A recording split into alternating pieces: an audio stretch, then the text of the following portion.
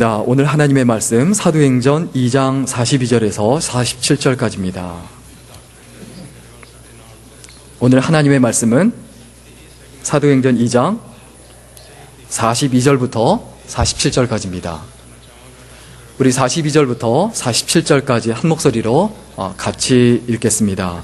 함께 읽겠습니다. 저희가 사도의 가르침을 받아 서로 교제하며 떡을 떼며 기도하기를 전혀 힘쓰니라.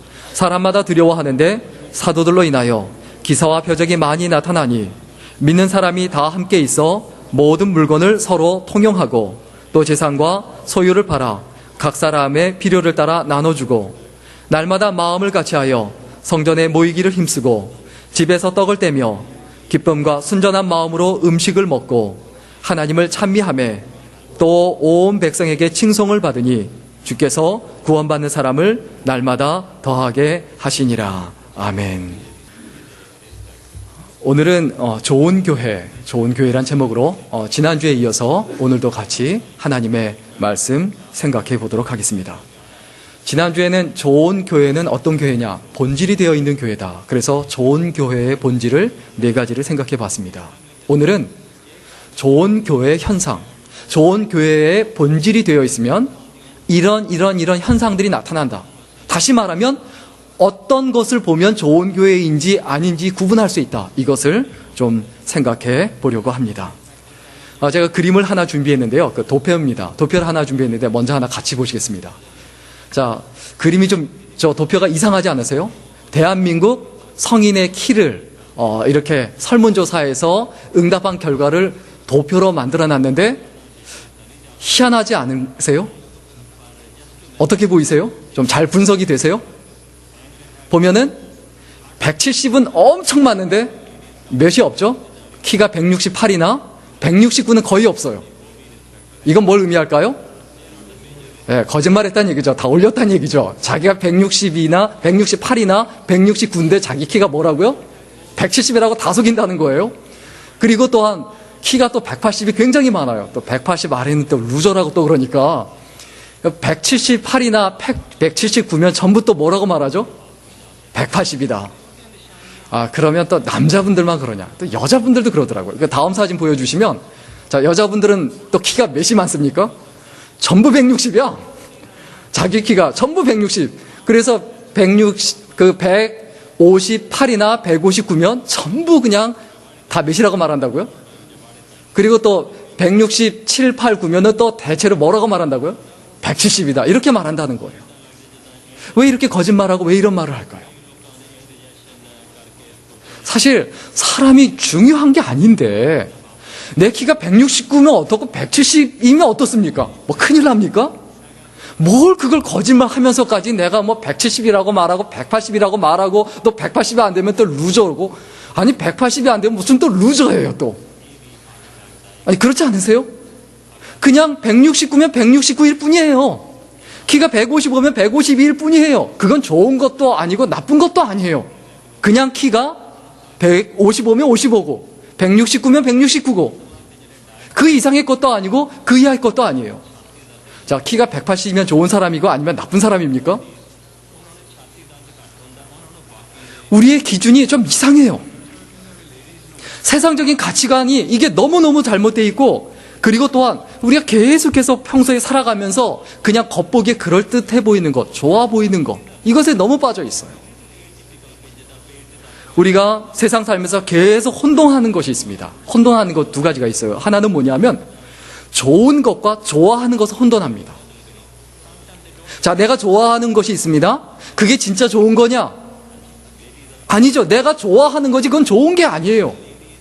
내가 좋아하는 것과 내가 좋은 것은 달라요. 같을 수도 있지만 달라요. 내가 좋아하는 음식이 있습니다. 그게 꼭 좋은 음식일까요? 아닐 수도 있지 않습니까? 우리가 뭘 혼돈하지 말아야 된다? 진짜 좋은 것과 내가 좋아하는 것을 혼돈하지 말아야 된다. 또 혼돈하는 게 있습니다. 이거 진짜 중요합니다. 더 중요합니다. 뭐냐 하면 내가 좋아하는 것과 뭘 혼돈해 하냐면 내가 사랑하는 것을 또 혼돈해요. 자, 좋아하는 것에 그 예를 들어보겠습니다. 고양이가 쥐를 좋아합니까? 사랑합니까? 고양이가 쥐를 사랑합니까? 고양이는 쥐만 보면 죽어라고 달려들어요. 그쵸? 왜요? 좋아하니까. 왜 좋아합니까? 잡아 먹으려고. 내가 좋아하는 것과 사랑하는 것을 구분할 줄 알아야 돼요. 좋아하는 것과 사랑하는 것의 차이가 있습니다. 좋아하면 내가 소유하려고 해요. 내가 정복하려고 해요. 내가 지배하려고 해요. 그런데 사랑하면 어떻게 될까요? 내가 소유가 되려고 해요. 지배당하려고 해요.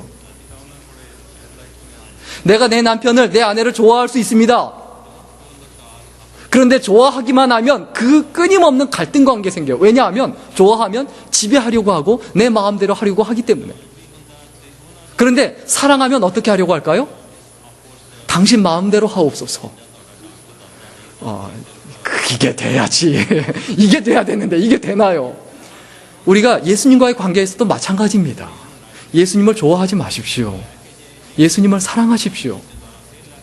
예수님을 좋아해서 잡으려고 해요. 예수님 내 마음에 오세요. 내 마음에 오셔서 내 뜻대로 움직여주세요. 내가 원하는 대로 움직여주세요. 내 기도 다 들어주세요. 내 원하는 방식으로, 내가 이끄는 방식으로 따라와 주세요. 내가 이쪽으로 가니까 예수님도 이쪽으로 오세요. 내가 저쪽으로 가니까 예수님도 저쪽으로 오세요.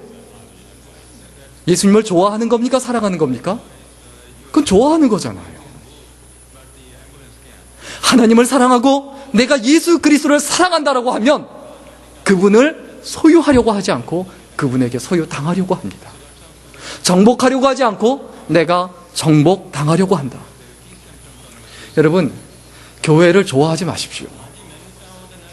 여러분, 제자들 교회 좋아하세요? 이게 욕같이 될 수도 있는데 좋아하지 마세요. 교회를 좋아하지 마세요. 굉장히 위험합니다. 내가 누군가를 좋아하는 사람이 있어요. 그거 굉장히 위험합니다. 내가 굉장히 좋아하는 거 있어요. 그거 굉장히 위험합니다. 여러분, 제가 너무 많이 얘기해서 죄송한 마음까지 드는데 제가 좋아하는 음식이 있죠. 뭐죠? 네, 숯불갈비. 그냥 갈비가 아니고 숯불갈비. 그리고 제가 싫어하는 게 있습니다. 뭐죠? 예, 죄송합니다. 이런 거 너무 잘 외우시네. 그냥 생선이 아니고 무슨 생선이죠? 익힌 생선. 날 생선은 무지하게 좋아합니다. 근데 제가 이렇게 좋아하는 게 있다는 걸 뭘 의미하냐면 싫어하는 게 생긴다는 걸 의미해요. 그래서 생선을 좋아하고 막 드시는 분을 보면 솔직히 죄송합니다. 짐승처럼 느껴져요. 죄송합니다. 제가 왜 그렇죠? 숯불갈비를 너무 좋아하는데 그래서 누가 음식을 먹으러 갈 때 누군가가 생선을 먹으러 가져가면 뭐처럼 보일까요? 네, 마귀처럼 보입니다. 마귀야 물러가라. 정말 이러고 싶은 심정이 막 우골라와요. 내가 뭔가를 좋아한다는 것은 굉장히 위험한 거예요. 자, 교회에 대해서도 한번 생각해 보세요. 내가 좋아하는 교회, 좋은 교회는 이런 교회다. 그래서 거기에 부합하는 교회는 좋은 교회예요. 그런데 거기에 부합하지 않는 교회는 어떤 교회가 되죠? 정말 극단적으로까지 표현하면 저거는 마귀교회, 사탄교회. 저기는 죽은 교회다. 이런 평가와 판단까지 생길 수 있어요. 내가 좋아한다라는 것이 얼마나 위험한가. 제가 대학 때 우리 동아리에 같은 그 동아리 그 서클 그 친구가 있었는데 이 친구가 이제 같은 음악 동아리인데 이 친구가 너무 사랑이 많은 친구예요. 막 도시락 싸와서 막 나눠주고 막 이랬던 친구예요. 근데 어느 날 갑자기 확 돌변했어요. 왜 그랬을까요? 다 아시면서 모른 척 하시고 남자친구가 생긴 겁니다. 그래서 다른 사람을 향하던 그 사랑이 자기 남자친구한테만 향해서 남자친구만 바라보고 다른 사람은 바라보고 그래서 그 친구하고 그 남자친구하고 저하고 굉장히 친했는데 같이 가면 저는 아는 척도 안 하고 사람 취급도 안 해요. 야, 이게 참 찔리는 뭐 혹시 있으실지 모르겠습니다. 내가 누군가를 좋아한다라는 것은 굉장히 위험할 수 있어요. 왜? 그것 때문에 내가 좋아하는 것 때문에 싫은 게 생기고 싫은 것이 너무 강해진다는 거예요. 그래서 호불호가 갈린다는 거예요. 어느 한국의 그 모 대학 교수님이자 안수 집사님이 좋은 교회의 기준을 이렇게 쭉 얘기했어요. 좋은 교회. 그래서 이걸 보고 뭐 이렇게 공감이 가는 것도 있었는데 제가 보기에는 이건 좀 황당하다 그런 게 있었습니다. 좋은 교회 기준 중에 하나가 뭐였냐 하면 목사님 설교가 짧은 교회. 막 아멘하고 싶은 거 아니세요? 또 아멘 하시는 분 있으시네요. 그리고 또 어떤 교회였냐면 이거는 더 좀 그래요. 교회 모양 본당 예배당이 부채꼴 모양으로 있는 교회여서 몸을 이렇게 틀지 않고도 이 강단을 바라볼 수 있는 교회. 굉장히 시험 들더라고요. 그리고 내용들이 그거예요. 주차장이 잘 돼 있는 교회, 주차하기 편한 교회. 찬양대 찬양이 굉장히 좋은 교회. 그런데 이것이 하나님께서 좋아하시는 것과 무슨 상관이 있을까요? 전혀 상관이 없지 않습니까?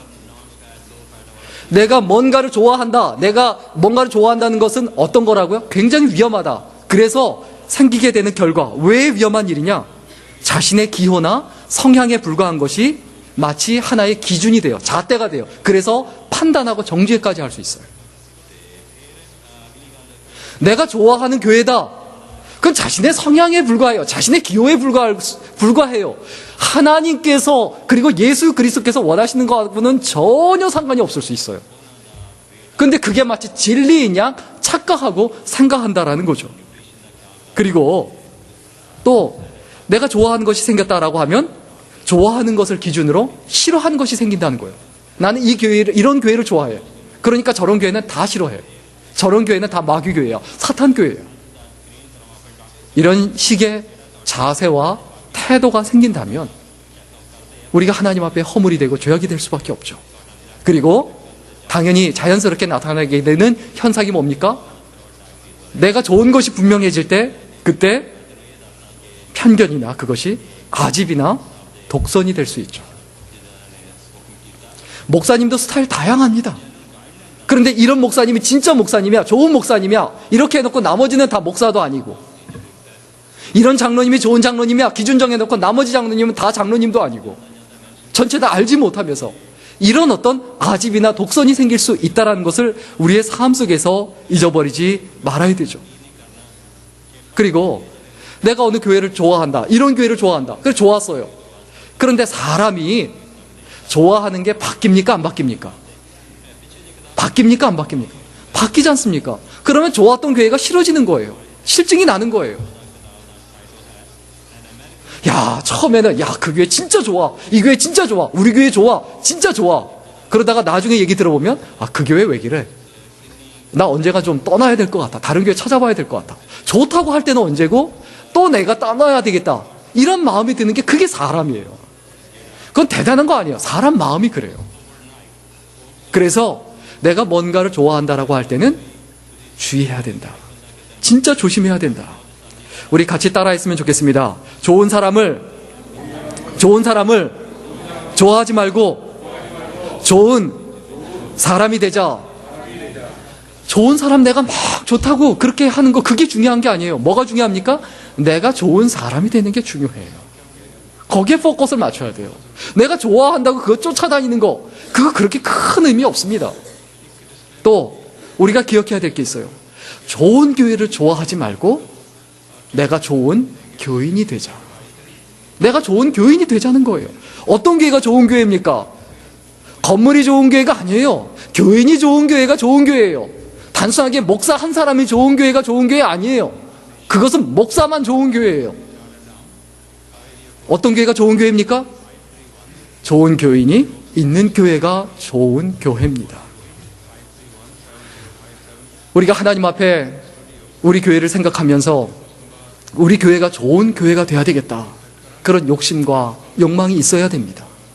그러면 좋은 교회는 본질이 되어 있어야 하고, 본질이 되어 있으면 그 좋은 교회가 나타나는 현상들이 있습니다. 그 현상들 하나는 뭐냐 하면 기본으로 돌아갑니다.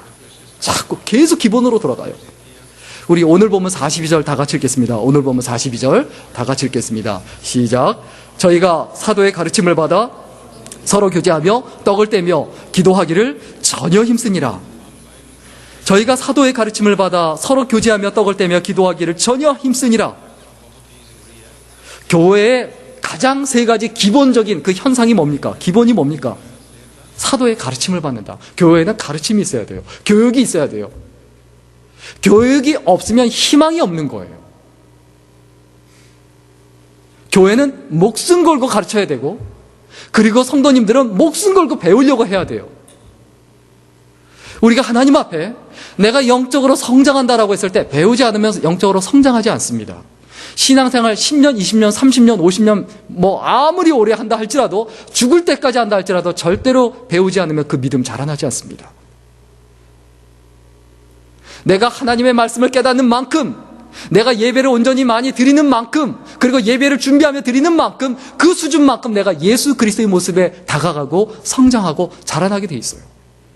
특별히 좋은 교회의 어떤 기본적인 현상을 오늘 성경 본문에서 교회의 기본을 뭐라고 말합니까? 누구의 가르침을 받았다? 예, 사도의 가르침을 받았다. 교회에서 성도님들이 목회자의 가르침을 받을 수 있어야 돼요. 받으려고 해야 돼요. 그리고 목회자는 잘 가르치기 위해서 끊임없이 노력하고 연구해야 돼요. 우리 교회가 어떤 교회인가? 제자들 교회다. 그러면 나이가 몇 살이든 제한 두지 말고 내가 몇 살이든 간에 죽을 때까지 내가 배우고 깨달으려고 하는 그 교회. 그 교회가 좋은 교회고 그 교인이 좋은 교인이다. 이것을 잊지 말아야 되죠. 옛날에 제가 어느 분한테 이렇게 이건 이런 거고 저건 저런 거라고 그렇게 이야기를 했더니 갑자기 얼굴이 시뻘개지면서 와 그냥 큰 소리 지르면서 누굴 가르치려고 드냐고. 아니 그럼 교회에서 목사가 안 가르치면 어떻게 합니까? 우리가 하나님 앞에 내가 뭘 배워야 하는가? 어떤 것을 배워야 하는가? 하나님 말씀을 배워야 합니다.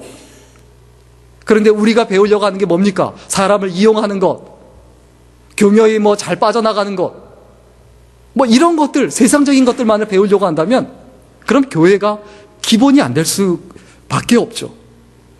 그리고 오늘 성경 본문에 또 뭐라고 말합니까? 교회의 기본이 뭐라고 말합니까? 바로 교제죠. 성도 간의 교제가 있어야 되죠. 나눔이 있어야 되고 성도 간의 교제가 있다는 것은 무엇을 의미합니까? 같은 눈높이에 있어야 돼요. 유유상종이 있으면 안 돼요. 옛날 교인과 최근에 온 교인이 나눠지면 안 돼요. 나하고 친한 사람과 친하지 않은 사람, 내가 좋아하는 사람과 좋아하지 않는 사람이 나눠지면 안 돼요. 그거 옳은 교회 아닙니다. 그렇게 하는 분도 옳은 교인 아닙니다. 하나님 앞에 분명히 하나님 앞에 네가 이렇게 했다라고, 네가 사람을 차별했고, 네가 사람을 구별했고, 그리고 차별을 했고, 그리고 사람을 밀어냈다라고 하나님께서 분명히 책망하실 겁니다. 성도 간에 교제가 있어야 합니다. 그 다음에 교회의 기본을 또 오늘 성경 본문에 뭐라고 말합니까? 기도죠. 내 집은 만민이 기도하는 집이라고 했어요. 교회가 기도하지 않는다. 성경을 아무리 많이 공부해도 아무리 많이 알아도 기도하지 않으면 그 사람은 죽은 사람이에요. 왜? 하나님과 영적인 호흡이 없는데. 우리가 하나님 앞에서 날마다 기본으로 돌아가야 되는데 기본으로 돌아가는 것을 뭐라고 하냐면 개혁이라고 합니다. 기본으로 돌아가는 것을 뭐라고 한다고요? 개혁이라고 합니다. 세상에서는 개혁을 뭐라고 합니까? 옛 것을 다 버리고 새로운 것을 추구하는 것을 개혁이라고 하지만 기독교에서의 기본은 뭡니까? 성경에서 말하는 신앙으로 돌아가는 것. 그것이 개혁입니다. 성경을 버리는 것이 개혁이 아니에요. 전통을 버리는 것이 개혁이 아니에요. 내가 가지고 있는 살아가는 그 모습이 하나님 보시기에 합당하고 아름다운가? 이것을 생각하고 그것으로 돌아가는 것이 개혁입니다. 우리는 매일매일 이런 기본으로 돌아가야 합니다. 돌아갈 때 우리가 특별히 언제 돌아가야 하냐? 내가 표류하고 있을 때, 방황하고 있을 때, 여기도 마음 붙이지 못하고 저기도 마음 붙이지 못하고 이 사람한테도 마음 붙이지 못하고 그냥 마음이 허하고 붕 뜬 것 같고 공허하다. 그럼 어떻게 해야 됩니까?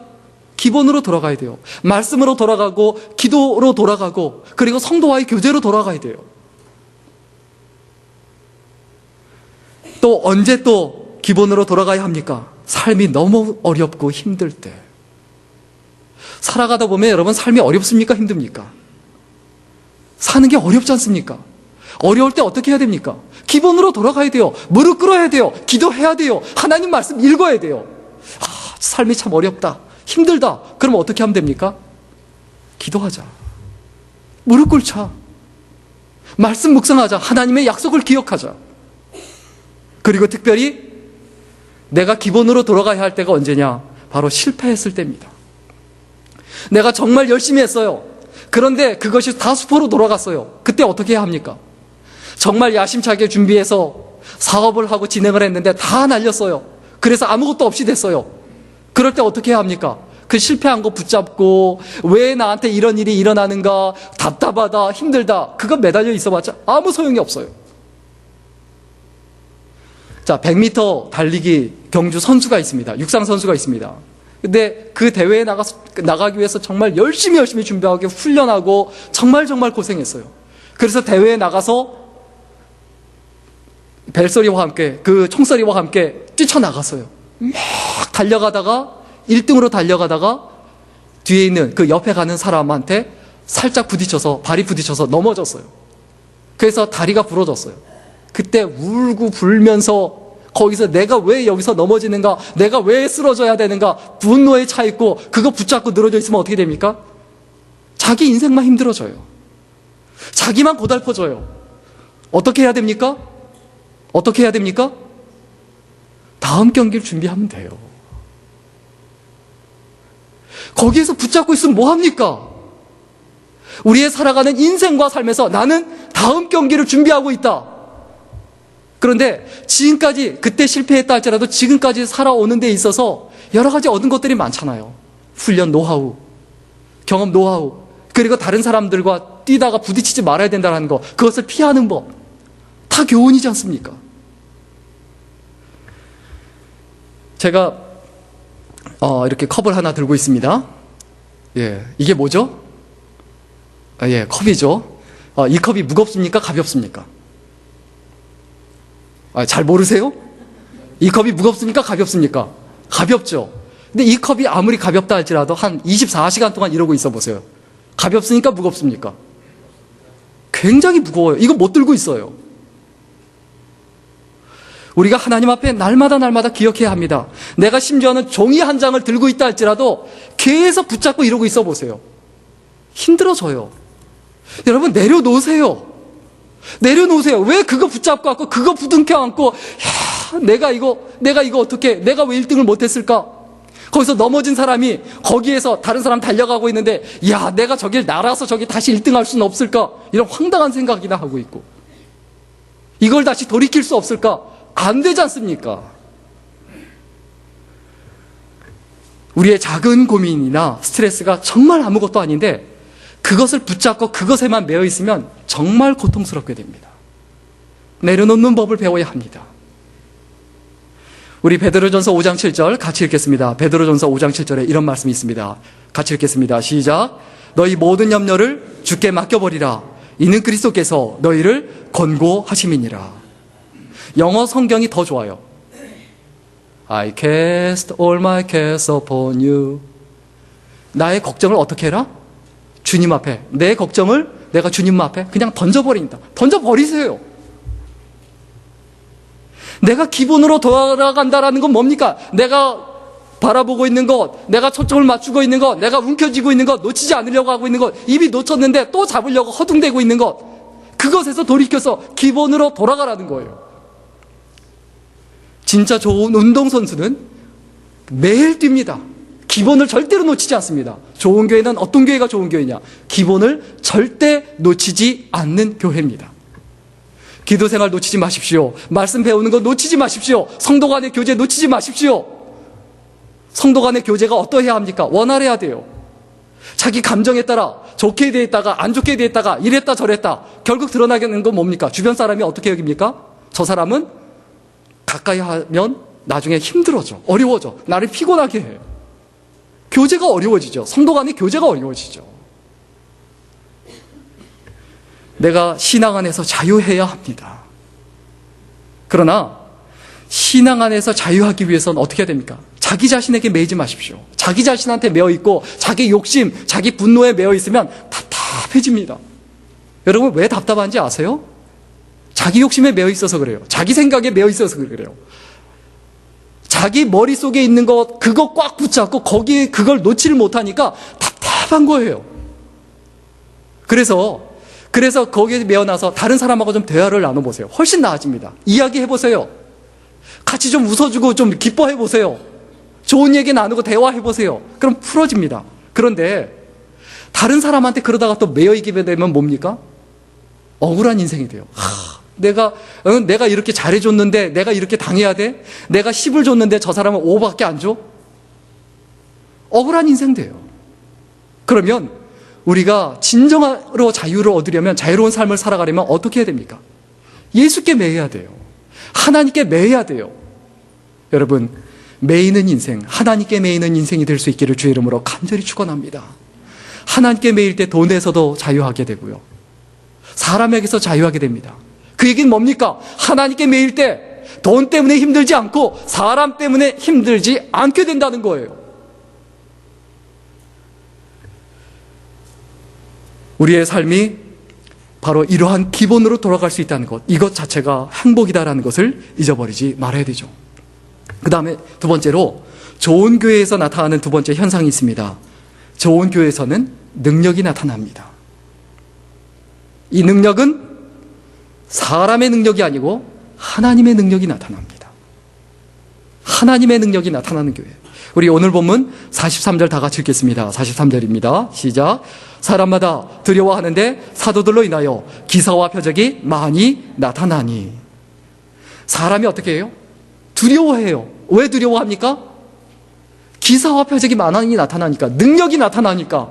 근데 그 능력이 내 능력이 아니고 하나님의 능력이어야 해요.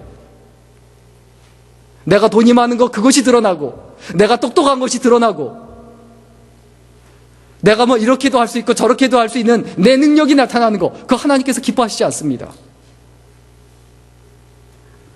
좋은 교회에서는 하나님의 능력이 나타납니다. 제가 종교학을 공부하면서 충격적인 사실이 있었어요. 굉장히 놀란 사실이 있었어요. 뭐냐 하면, 기독교에서 입신이라든지 방언이라든지 병 고치는 것, 이런 은사들이 많이 나타나잖아요. 그런데 힌두교 공부를 하는데 기독교에서 나타나는 것보다 훨씬 더 많이 나타나요. 야, 이렇게 은사를 추구하려면 차라리 힌두교도가 되는 게 낫겠다. 사람들이 이해할 수 없을 정도로 병이 났고 그들이 방언을 하고 입신을 해요. 그러면 기독교는 힌두교와 다른 게 뭡니까? 과연 기독교를 그런 것하고 동일하게 볼 수가 있느냐? 아니지 않습니까? 날마다 하나님 앞에 기억해야 합니다. 내가 살아가는 인생과 삶에서, 내 삶에서 하나님의 능력이 나타나는 건 뭐냐? 나로 인해서 내가 있는 곳이 하나님 나라가 됩니다. 그게 하나님의 능력이에요. 입신도 할 수 있어요. 이런 어떤 기사와 표적이 나타날 수 있어요. 문제는 뭡니까? 야, 저 사람 입신한데, 야, 저 사람 방언기도한데, 야, 저 사람 병 고친데, 저 사람 예언하는 은사가 있대. 그 사람이 나타나는 거 절대로 하나님께서 기뻐하시지 않습니다. 무엇이 나타나야 된다고요? 하나님. 특별히 하나님의 다스림이 우리의 삶 속에 나타나야 합니다. 내가 하나님의 다스림을 받을 때 내가 있는 곳이 하나님 나라가 돼요. 내가 하나님의 다스림을 받을 때 내가 있는 교회가, 내가 있는 가정이 하나님 나라가 돼요. 그게 하나님의 능력이에요. 시편 81편 10절 같이 읽겠습니다. 시편 81편 10절입니다. 같이 읽겠습니다. 시작. 나는 너를 애굽 땅에서 인도하여 낸 여호와 내 하나님이니 내 입을 넓게 열라 내가 채우리라.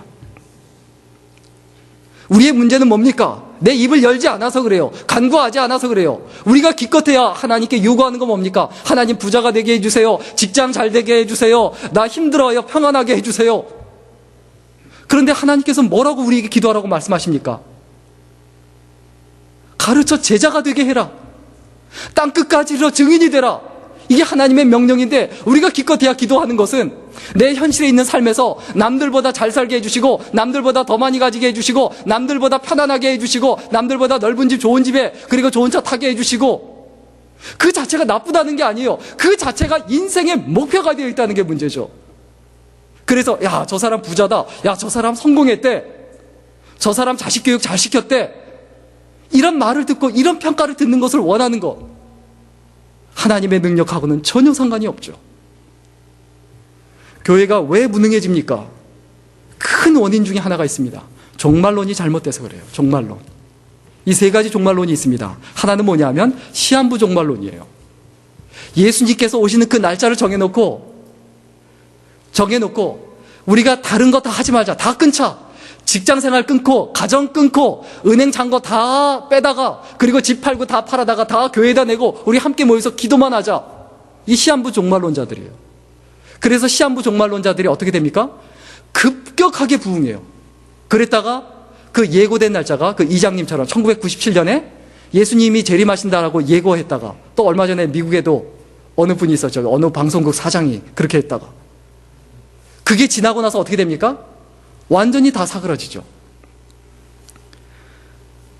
마가복음 13장 32절에서 33절 보면 이렇게 말씀하십니다. 그러나 그날과 그때는 아무도 모르나니 하늘에 있는 천사들도 아들도 모르고 아버지만 아시느니라. 주의하라, 깨어있으라. 그때가 언제인지 알지 못함이니라. 만약 예수님의 그 재림 날짜를 예고하고 예언하고 말을 한다?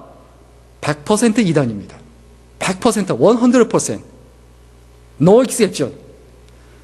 전혀 예외가 없이 그것은 이단입니다. 성경에 끊임없이 마태복음 24장 44절, 마태복음 24장 50절, 마태복음 25장 13절, 누가복음 12장 46절 끊임없이 그날과 그 시는 알지 못한다. 아버지만 아신다. 하나님만 아신다라고 끊임없이 얘기하고 언급하고 있습니다. 그런데 종말론을 이야기하면서 마지막 종말을 이야기하고 날짜를 예고하면서 집단 생활을 조장하고 거기에 누가 빠집니까? 살아가는 삶의 현실이 너무 힘든 거예요. 가정생활 너무 힘들고 직장생활도 안 풀리고 직장도 없고 그런데 예수님께서 오신다고 하니까 곧 종말이 그때 온다고 하니까 모든 거 다 정리하고 다 팔고 어디에 모이는 겁니까? 교회에 모여서 집단생활 하는 거예요. 그리고 이게 마지막이다 하고 어떻게 합니까? 일본에서도 옴징리교나 이런 데가 있었던 것처럼 다 자살을 하죠. 집단 자살을 하죠.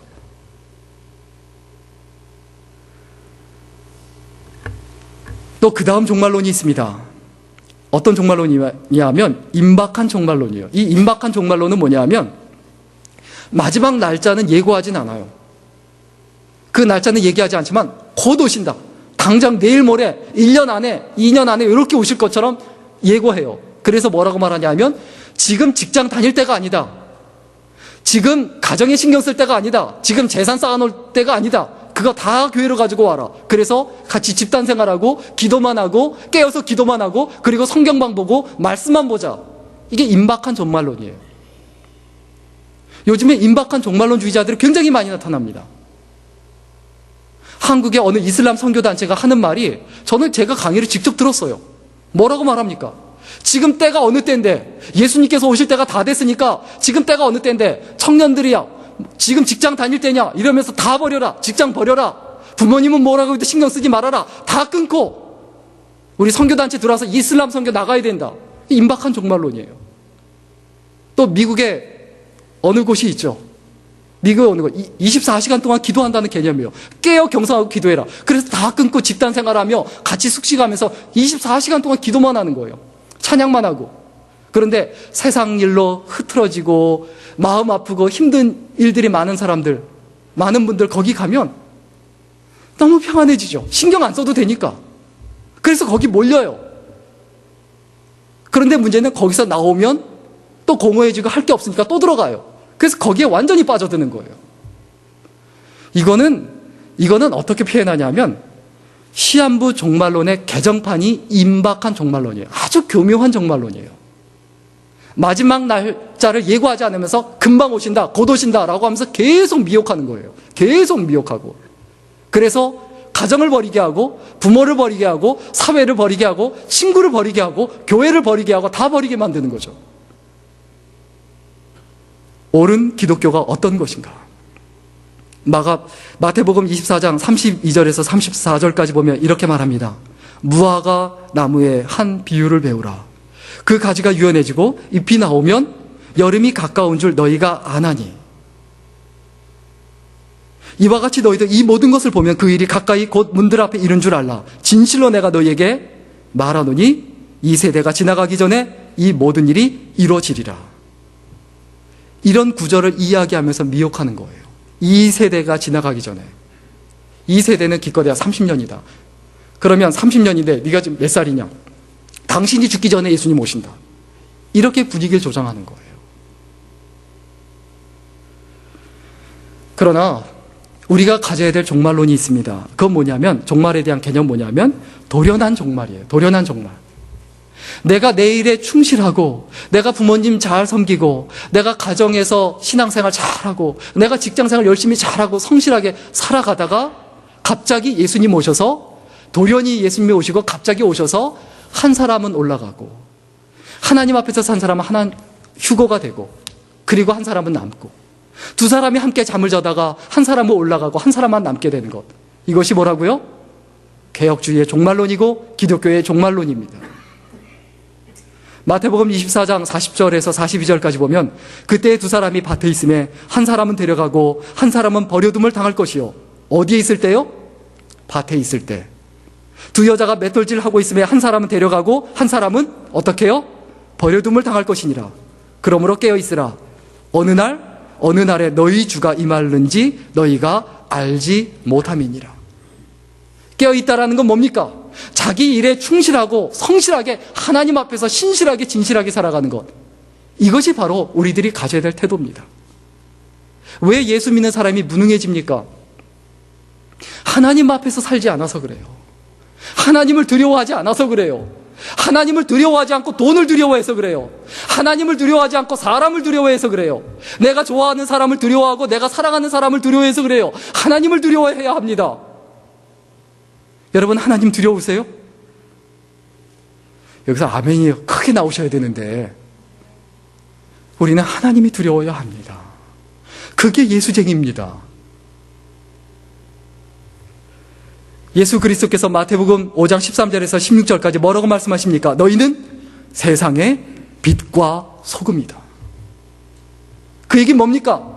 세상을 책임져야 될 책임이 있다라는 거예요. 버리지 말라는 거예요. 현실 도피하지 말고 현실을 책임지라는 겁니다. 내가 있는 영역, 내가 청소하는 사람이다라고 하면 내가 청소하는 영역, 내가 책임지는 영역이잖아요. 내가 식당에서 일을 한다고 하면 내가 책임져야 될 영역이잖아요. 돈을 벌기 위해서 하지 마십시오. 내가 책임지는 영역이다라고 생각하십시오. 또한 세 번째로 본질이 되어 있고, 그리고 좋은 교회에 나타나는 현상이 있습니다. 그 교회는 어떤 특징이 있느냐? 하나됨을 철저히 지킵니다. 하나됨을 철저히 지킵니다. 우리 44절부터 46절 같이 읽겠습니다. 44절부터 46절입니다. 같이 읽겠습니다. 시작. 믿는 사람이 다 함께 있어 모든 물건을 서로 통용하고 또 재산과 소유를 팔아 각 사람의 필요를 따라 나눠주고 날마다 마음을 같이하여 성전에 모이기를 힘쓰고 집에서 떡을 떼며 기쁨과 순전한 마음으로 음식을 먹고. 믿는 사람이 어떻게 해요? 다 함께 있어 모든 물건을 어떻게 했다? 서로 통용하고 또 재산과 소유를 팔아. 그런데 시한부 종말론자들이나 임박한 종말론자들이 이걸 또 이용해요. 재산 다 내놔라. 다 갖고 와라. 그거 아니에요. 그 당시 초대교회의 특별한 상황이었지 그걸 다 가져오라는 게 아닙니다. 어떻게 합니까? 함께 통용한다는 얘기는 하나님의 뜻에 합당하게 모든 소유를 사용하자라는 거예요. 하나님 뜻에 합당하게. 하나님 나라에 아름답게 모든 것을 함께 사용하자는 거죠. 그래서 날마다 마음을 같이하여 어떻게 무엇을 힘쓰고 성전에 모이기를 힘쓰고 그리고 집에서도 떡을 떼며 기쁨과 순전한 마음으로 음식을 먹고. 기쁨과 순전한 마음으로 모이는가? 아니면 누구 욕을 하고 비난을 하고 비판을 하고 그리고 이를 갈고 분노하기 위해서 모이는가? 아니면 세상적인 쾌락과 즐거움을 위해서 모이는가? 우리가 힘들고 어려우면 어떻게 하라고요? 어떻게 해야 된다고요? 기본으로 돌아가야 된다고 말씀드렸죠. 그 기본이 어디입니까? 그 기본은 두 가지입니다. 우리가 하나님 앞에 이 부분을 좀 생각해 봐야 합니다. 전초기지란 말이 있습니다. 전초기지. 이 전초기지라는 말은 뭐냐 하면 전방초소, 아군의 그 진지가 있어요. 휴전선이 있으면, 한국에 그 휴전선이 있으면 그 전초기지는 어디냐? 방어하기 위해서 제일 앞에 놔둔 기지를 전초기지라고 합니다. 하나의 방어기지죠. 그 다음에 두 번째 전초기지는 뭐냐 하면 다른 나라를 침략하기 위해서 거기를 정복하기 위해서 거기에다가 깊이 기지를 만들어 놓고 캠프를 만들어 놓고 그리고 공격을 하기 위해서 만들어 놓은 것을 바로 또 전초기지라고 합니다. 다시 말하면 두 가지죠. 전초기지는 자기 땅에서 방어하기 위한 방어기지가 있고 그리고 다른 사람 땅에서 공격하기 위한 공격기지가 있다는 거예요. 그러면 이런 방어기지와 공격기지가 뭡니까? 교회에 두 가지, 이 예수 믿는 사람의 두 가지 전초기지가 있습니다. 하나는 뭐냐 하면 바로 가정이죠. 방어기지죠. 또 다른 하나는 뭡니까? 교회죠. 교회는 뭡니까? 공격기지죠. 사단을 공격하고 사단의 세력을 무너뜨리고 가서 공격적으로 복음을 전하기 위한 것, 바로 그곳이 바로 교회죠. 그러면 가정이 어려워지고 교회가 어려워지면 그 사람이 전쟁에서 승리할 수 있을까요? 사단과의 싸움에서 이길 수 있을까요? 절대 못 이깁니다. 우리가 직장 생활하다가 직장 생활이 굉장히 힘듭니다. 그럼 집에 가서 어떻게 합니까? 인상 팍 쓰고 온갖 세상 그심 자기가 진 것처럼 세상에 고통을 당하고 직장 생활이 힘든 사람은 자기밖에 없는 것처럼 인상 팍 쓰고 누가 말만 하면 팍 쏘아붙이고 시끄러 조용히 해. 자꾸 말 걸지 마 라고 말하고 그래서 자기가 있는 가정을 뭐로 만듭니까? 지옥으로 만들어요. 그러면 또 부부간에 서로 그러면서 다툼이 일어나죠. 근데 정말 바보 같은 일 아닐까요? 내가 직장생활 힘들었으면 집에 와서는 집안만은 내가 하나가 되고 평안함 이런 어떤 기지가 되기 위해서 전초 기지가 되기 위해서 쉬기 위해서 쉼터로 만들어야 되는데 내가 조금 참고 조금 이해하면서 서로 좀 이렇게 말도 좀 받아주고 좀 이렇게 하면 좋은데 직장생활 힘든데 가정생활까지 힘들게 스스로 만들어놔요. 가정생활을 남이 힘들게 만듭니까? 그런 경우도 있지만 대부분 누가 힘드니까? 본인들이 자기가 힘들게 만들고서 남 탓하는 거예요. 누구 때문이다, 누구 때문이다. 그리고 교회도 마찬가지입니다. 내가 가정생활 힘들어요. 직장생활 힘들어요. 그런데 교회에 오면 교회 와서 하나님께 찬양하고 하나님께 예배하고 그래서 힘을 얻어서 또 직장생활하고 가정생활 할 수 있는데 교회에 오면 더 지옥이야. 교회에 오면서 아무개 집사 오늘 만나기만 해봐라. 나를 열받게 했지. 너도 한번 염장 내가 지를 테니까 한번 당해봐라. 이러고 교회에 와서 염장 지르고 있고 그래서 맨날 싸우고 아니면 얼굴 붉히고 서로 상대도 안 하고 아는 척도 안 하고 그게 교회는 아니죠. 교회의 하나됨을 철저하게 유지하고 그리고 또한 가정의 하나됨을 철저하게 유지하십시오. 그래야 내가 넘어져도 다시 일어납니다. 실패해도 다시 일어납니다. 쓰러져도 그래야 다시 일어납니다.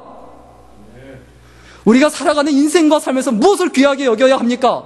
내가 다시 일어날 수 있는 것, 내 기본이 일어서는 곳, 내 뿌리가 되는 곳, 가정과 교회입니다. 절대로 버리지 마십시오. 아끼고 사랑해야 합니다. 하나님께서 나에게 맡기셨습니다. 하나님께서 가정을 우리에게 맡기셨고 교회를 우리에게 맡기셨습니다. 그것을 우리가 생명 걸고 사랑해야죠. 우리는 하나님 앞에 이 하나됨을 철저하게 지키며 살아가야 되죠. 마지막입니다. 본질이 되어 있는 교회는 어떤 현상이 나타나느냐? 네 번째로 칭찬받는 교회가 됩니다. 오늘 보면 47절 같이 읽겠습니다. 오늘 보면 47절입니다. 시작. 하나님을 찬미하며 또 온 백성에게 칭송을 받으니 주께서 구원받은 사람을 날마다 더하게 하시니라. 하나님을 찬양하며 그 다음에 어떻게 했다? 온 백성에게 뭘 받았다? 칭송을 받았다. 예수 믿는 사람이든 예수 안 믿는 사람이든 그 교회가 정말 살아있는 교회가 아름다운 교회가 되니까 칭찬을 받았다는 거예요. 저 교회 큰 교회다. 그거 칭찬 아닙니다. 저 교회 작은 교회다. 그거 욕 아닙니다. 어떤 교회가 칭찬을 받는 교회입니까? 날마다 하나님 앞에서 자신이 할 수 있는 것을 다 해서 드리는 곳, 그 교회가 진짜 교회입니다. 자신이 가진 것이, 그 교회가 가진 것이 30이라면 30 다 해서 하나님 앞에 드리면 하나님께서 그것을 어떻게 해서 받으실까요? 반드시 100으로 계산해서 받으십니다. 어떤 교인이 좋은 교인입니까? 내가 가진 것이 30이면 그냥 하나님 내가 이것밖에 없습니다. 너무 죄송해요. 그러나 하나님 앞에 내가 할 수 있는 거 이것밖에 없지만 이거라도 하나님 앞에 최선을 다해서 합니다. 그럼 하나님께서 반드시 그것을 100으로 계산해서 받으십니다. 그런데 자기가 가지고 있는 것이 많은데 일부만 쪼개서 이렇게 합니다. 인색한 마음으로 합니다. 사실 하나하나 하나님께서 어떻게 여기실지 모르겠어요. 마태복음의 달란트 비유를 보면 1달란트 남긴 사람이나 5달란트 남긴 사람이나 어떻게 되느냐? 그 받은 상급이 동일합니다. 마태복음 25장 21절에 보면 5달란트 남긴 사람이 받은 복입니다. 그 주인이 이르되 잘하였도다 착하고 충성된 종아 내가 작은 일에 충성하였으며 내가 많은 곳으로 내게 맡기리니 내 주인의 즐거움에 참여할지어다. 그 다음에 1달란트 남긴 사람 몇 배 적게 남겼죠? 4배 적게 남겼죠. 4배나 적게 남겼지만 마태복음 25장 23절에 보면 1달란트 남긴 사람에게 하나님께서 예수 그리스도께서 어떻게 말씀하시냐? 그 주인이 이르되 잘하였도다 착하고 충성된 종아 내가 작은 일에 충성하였음에 내가 많은 것으로 내게 맡기리니 내 주인의 즐거움에 참여할지어다 하고 한 글자도 안 달라요. 1달란트 남겼든 5달란트 남겼든 내가 너한테 많은 것을 맡기겠다. 그리고 또 뭐라고요? 네가 주인의 즐거움에 참여할 것이다. 사람마다 살아가는 여건이 다르고 생각이 다르고 믿음도 다릅니다. 믿음의 크기도 다릅니다. 여기서 주의해야 될 것, 다른 것은 틀린 게 아니에요. 다른 거예요. 어떤 분들에게는 헌금 조금 하는 거 그게 옳아요. 그분의 그 믿음이나 상태에서는 그게 옳은 거예요. 어떤 분들한테는 많이 하는 거 그게 옳은 거예요. 하나님께서 그거 절대 책망하지 않으세요. 남을 정죄할 수도 없고 정죄해서도 안 되고 판단해서도 안 돼요. 어떤 분은 못할 수도 있어요. 안 할 수도 있어요. 그건 옳은 거예요. 왜? 자신의 상황에 따라서 하나님 앞에 하는 것이기 때문에 그것에 대해서 그 누구도 말해서도 안 되고 그 누구에 대해서도 정죄하거나 비난하거나 말해서도 안 되는 부분이죠. 그것을 가지고 비난하거나 판단하거나 정죄하면 그것은 그냥 자기 기준일 뿐입니다. 그 말에 신경 쓰실 필요도 없고 그리고 그것 때문에 스트레스 받을 이유는 더군다나 없습니다. 우리가 이 땅에 사는 동안에 좋은 교회는 어떤 교회냐? 마지막으로 이 말씀을 드리고 싶은데 좋은 교회를 정하기 위한 9가지 원리 간단하게 말씀드리겠습니다. 첫째는 교회의 중요성을 알아야 합니다. 대학이 중요하듯 아이들한테 대학이 중요하듯 좋은 교회가 중요합니다. 따라서 좋은 교회는 좋은 대학은 멀리 있다고 하버드, 예일 여기서 멉니다. 아이가 합격했습니다. 그럼 어떻게 합니까? 보내지 않습니까? 멀어도 가죠. 마찬가지입니다. 좋은 교회도 마찬가지입니다. 우리 교회도 멀리서 오시는 분들이 있는데 특별히 하나님 앞에 더 은혜가 있죠. 근데 멀리서 오시는 분들 하시는 말씀 보고 더 은혜가 돼요. 좋으시다는 거예요. 이렇게 운전하고 오면서 설교 CD도 다시 또 듣고 기도도 하고 혼자 찬양도 하고 경건의 시간을 가지니까 너무 좋다는 거예요. 좋은 교회의 중요성을 깊이 인식해야 합니다. 두 번째, 어떤 교회가 좋은 교회냐? 정직한 부담을 요구하는 교회입니다. 예수 믿는 사람은 십자가 사이즈는 다를 수 있지만 그 십자가와 그 부담을 지도록 해야 되죠. 교회에 와서 아무것도 하지 말아라 할 필요도 없다. 하나님 보시기에 합당치 않죠. 그리고 세 번째로 어떤 교회가, 저는 이것을 가장 강조하고 싶습니다. 어떤 교회가 좋은 교회냐? 예배가 살아있는 교회입니다.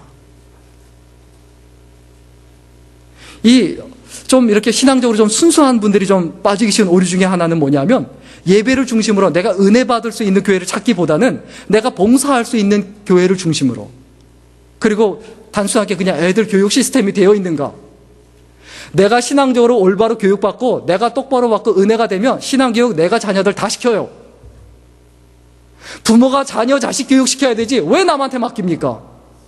그거 주일학교 교회에다가 1시간 2시간 맡긴다고 해서 그 아이들의 인생이 바뀌고, 그런 경우도 있지만 그런 게 얼마나 가능성이 될까요?